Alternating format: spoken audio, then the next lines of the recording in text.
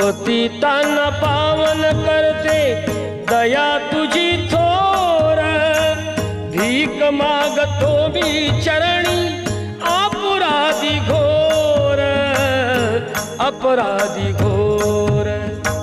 क्षमा करी क्षमा करी क्षमा करी बा विठ्ठला, अंगी नाही त्राण, मिळे जाने मुक्ती ऐसे द्यावे मज ध्यान।